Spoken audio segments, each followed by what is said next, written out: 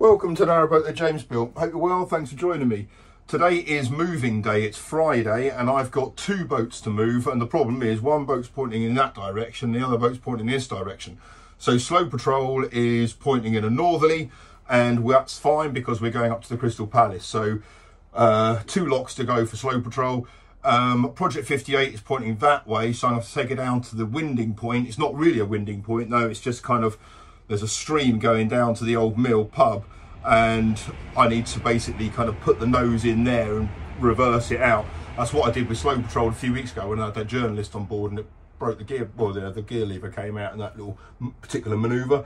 So hopefully that won't happen today. But yeah, I think you can turn a boat of up to 60 foot there. So I'm going to give that a go, bring them back up through here, and then, but the weather's not on our side, so it's just going to be a bit of a crappy one today. And I'm sporting an injury. So yesterday was Matilda and Ivy's sports day at school, and I competed in the dad's race, and I had to give it some, so I did.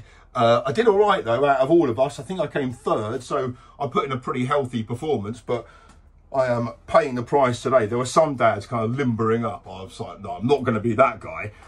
So as a result of which, I'm a little bit sore today, but bear with, let's crack on.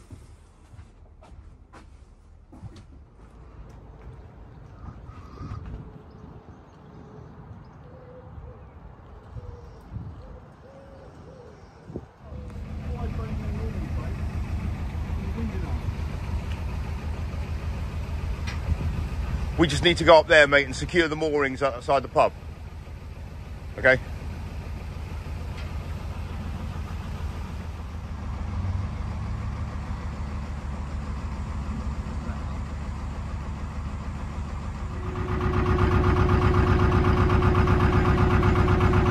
So it's not a big move today. We're just going to the Crystal Palace, which is the next pub there. It's the central pub of the Berkhamsted Riviera.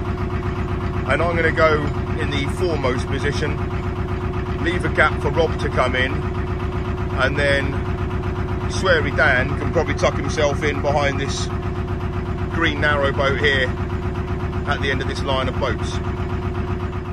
Okay, now I'm walking back to pick up Project 58, and I think Rob's going to be around down there. He's filled up with water, so he should be on his way back to one of these locks. And now everyone's gone apart from Project 58. I need to turn her about, so I got a winding hole a little bit further down there. That's the space to do that. Okay, here we go. Project 58 is turning about. Well, not just yet. I've got to go to the winding hole, which is by the Esso petrol station. So basically I've got to tuck my bow into that little bit there, swing it round and let the momentum take it. But last time I did this, I completely missed that stream area there. I think I've missed it again, I'm not sure. I mean, obviously it looks like I have because it's there, but really I'm looking at like the central point of the boat rather than anything else. Let's see.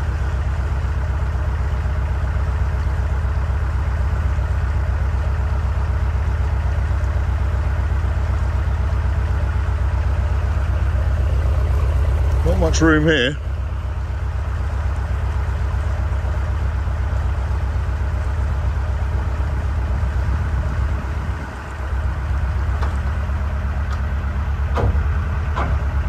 Reverse. Still keep the momentum going.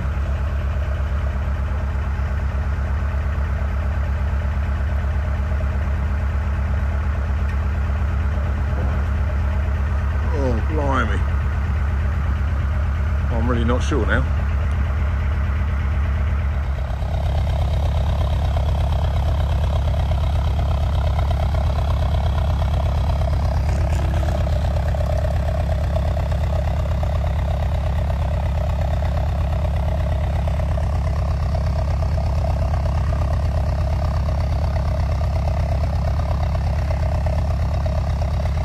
Yes, I think that's worked.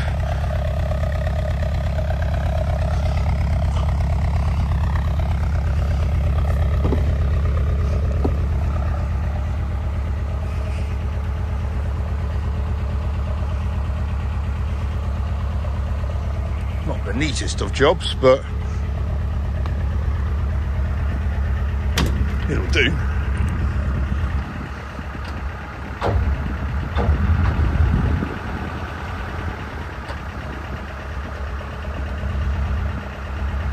Right, that guy's just come through the lock, so the gates are open for me, so I can go straight into the Rising Sun lock, do that one, then go up Raven's lock, and then find somewhere to moor. But I think the mooring's all going to be moved about a little bit because Rob doesn't want to be underneath a tree.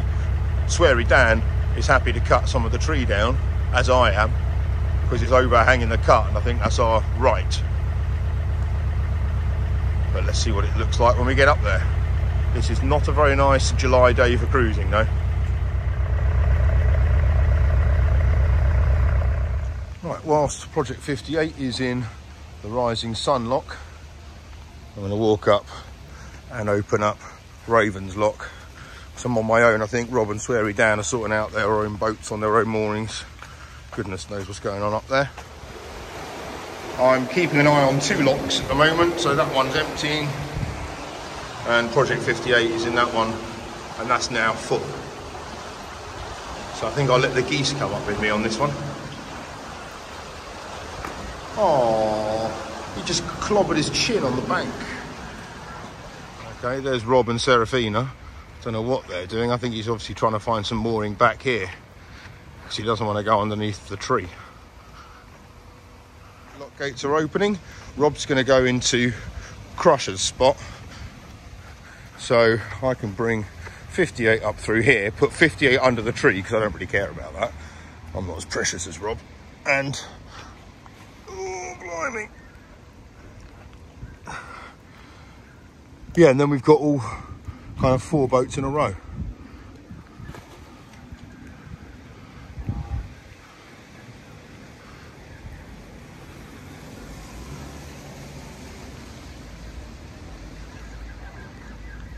Excellent. Right, Project 58 is so keen to navigate up towards the Crystal Palace in the heart of the Berkhamsted Riviera that she's opened the gate herself. Good girl. I think the 2 young have been separated from the mother. I don't see why she can't just jump out and hop back in this pound. But I'll open the gate soon. The family can be reunited. Hey, chill out, Mum. They're coming. They've realised they can see each other through the gaps. That's quite cute. That one there just got well excited. It saw its mum.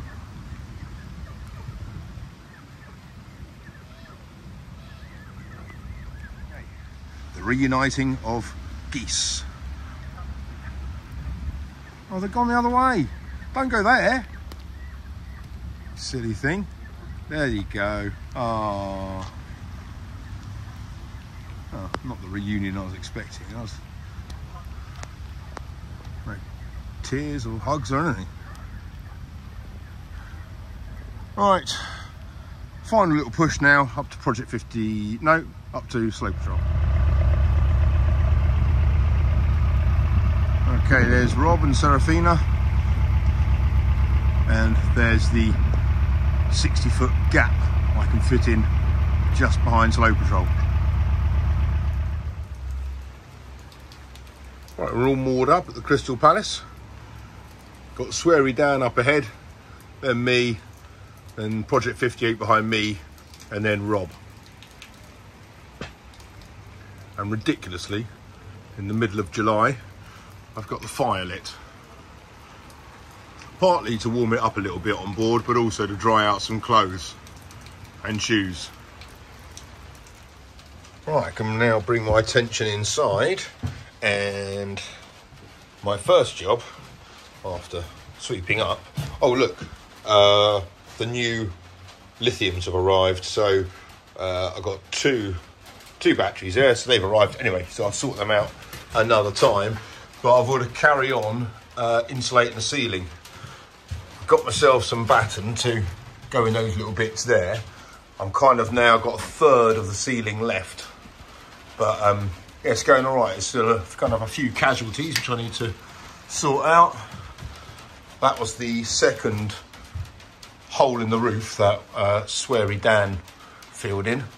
So that's good. And you see here the channels I'm kind of keeping free here for the conduit to go down, and then I can kind of fill it all in a bit.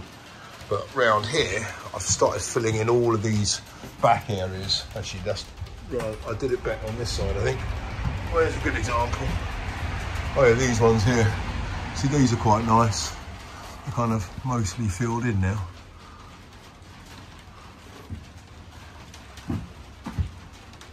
Kind of got the hang of it after a while. Not there. So yeah, quite a bit of this still to go. And the spray foam I'm using at the moment is just the stuff from Screwfix, but works a treat. I'm using a carefully positioned prop here. I've filled in that gap there with spray foam. This batten here was unconnected from that one, so it's kind of wobbling around a bit. So I'll prop that in and hopefully that will then glue that in place essentially. But that is most of the spray foaming being done. Still need to go around filling in these gaps along here and then tidying it all up, because it all looks like a melting cake. Right, let's see if this has worked. That's all gone off. Oh, happy days. That's nice and level now. Good. This is the case all over the boat. Just here on the ceiling, the spray foam is, oh, it's barely there. Even this bit here is maybe 2 or 3 mil thick. It's just hardly anything there. So on these bits here, once I've kind of covered up the steel, I then put a nice thick bead in all the way around and kind of cover up as much of this roof or ceiling bit as I can. Okay, so in terms of stern layout, I think I am not a million miles away from having got it cracked.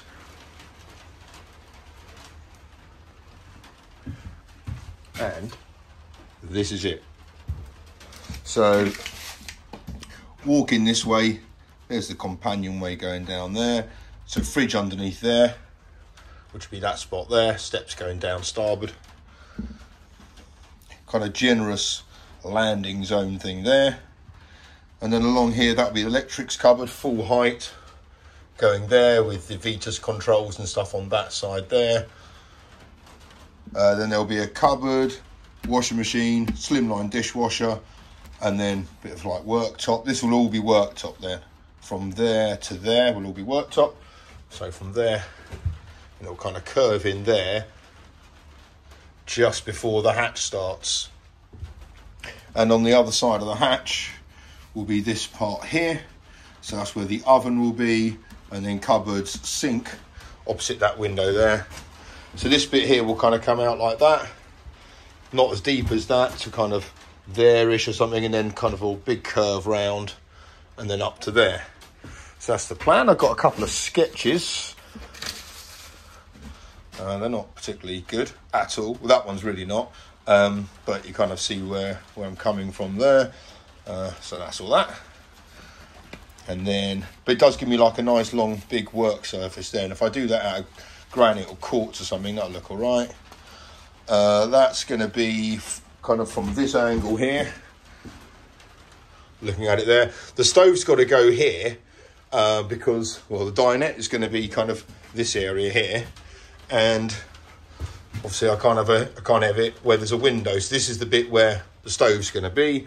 And you might see from the sketch there that it's going to be, you can't really tell that at all. It's going to be a reflex stove, diesel stove. They're lovely. They're made in, I think, Denmark. Anyway, they're well nice. So that's what that's going to kind of look like. And then that's that bit.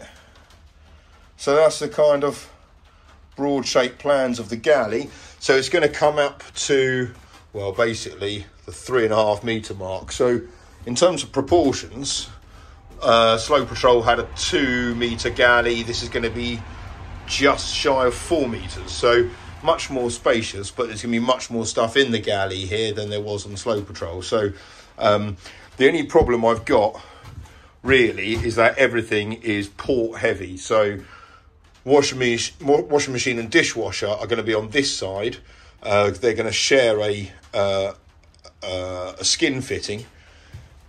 The sink's going to be on that side. I like it all together, but so I might I might put something there, because the washing machine is not 600, it's only I think 450 deep, so that could go along there somewhere, just to kind of balance it out a little bit. That's going to be the plan. Reflex diesel stove here. I mentioned the other day about backup for electricity, and my backup for hot water is going to be the reflex diesel stove.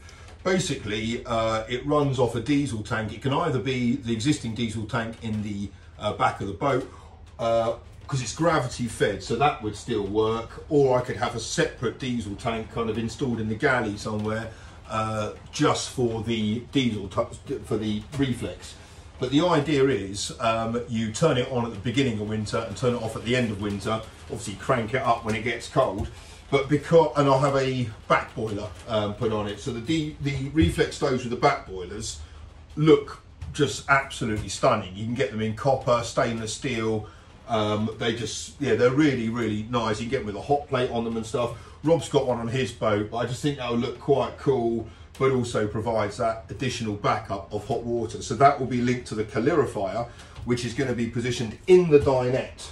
Because one thing I've noticed on Slow Patrol and every other boat I've ever been on is that dinettes are great places for storage, but long-term storage. And I'm always going in and out of my dinette kind of cupboard, and it's a right ball ache because you've got to take everything off it and stuff. So really, it's great for storage, but I want it for stuff that I'm never going to really need to get into. So if I can chuck the calorifier in there, then that would be good. And it would also be positioned between the galley and the bathroom, so it would be kind of quicker hot water. So yeah, a reflex stove there. It needs obviously fire protection, which will be fine against there. I mean, I'll have to redo that, take that, put some obviously heat protection in there, but that'll be right. Means I've got to cut a hole in the roof, that'll be fine. But yeah, that's going to be the plan for that kind of area. And then kind of it'll be kind of fairly spacious. The only thing is I don't know about the dinette coming out there. It might have to be an L-shaped dinette just to make it flow quite nicely. But I reckon it's going to work well. I'll have the hobs here kind of on an angle, which would be quite quirky. And then the sink there. And then the hatches that Graham's making, which he's just... I got an email about the glasses in. He's basically doing the hatches now, so they might be here next week. The hatches will be there, I think 450 mil, no, 600 mil. So it'll be at the end of that, opposite this. Yeah, I think that's going to work quite nicely. That just make sure that the curve there is at the same angle as the curve there, and that'll work. So layout plans, it's all going pretty well. The only thing I've got to do now is work out the second bedroom, because that needs to be like a multi-function space with a bed going out there, bunk bed above it.